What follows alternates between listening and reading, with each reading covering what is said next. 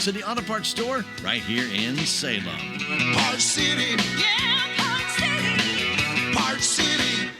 It is 2 minutes after 1 o'clock. We have Dr. Kyle Ouzts in with us today as we do the last Wednesday of every month. Doc, it's good to have you in. I appreciate it. Enjoy being here. All right, first off, let's let everybody know your business name, where you're at, phone number, way to get a hold of you. Okay, we're down at Denton County Veterinary Clinic. It's been around for a long, long time here in town. But we're at 403 North Henderson, down near the police station and the library, and just right down there for a long time on an old building that's getting redone. So we're working on the inside and outside both. What's your phone number? Phone number is about 729-6100. I went blank, but 729-6100.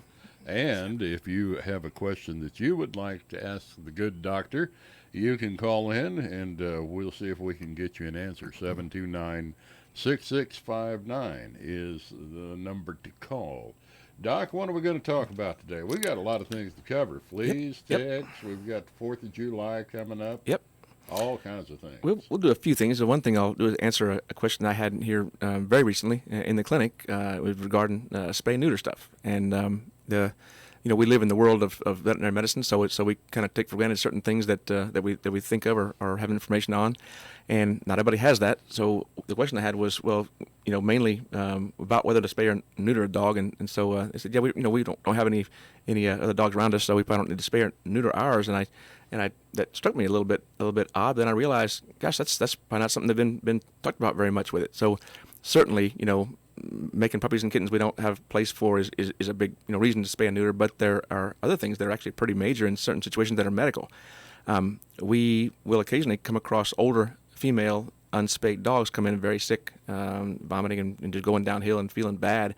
And dogs, as they get older, the constant hormonal influence on the uterus will sometimes cause that uterus to fill with pus and get inflamed, and either mucus or sometimes just pus that's sterile, or sometimes infected pus that's got bacteria in it.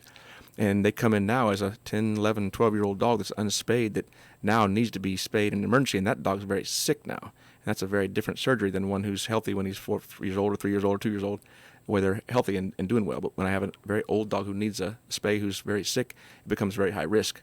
And that spaying does prevent that from ever happening.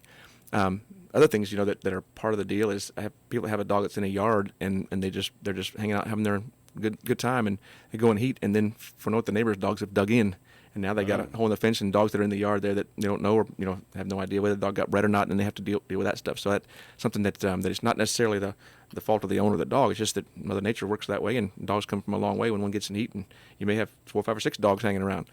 So that's part of it too. And aside from getting the house stained with with blood stuff on carpet and things, it's a little bit of a trouble.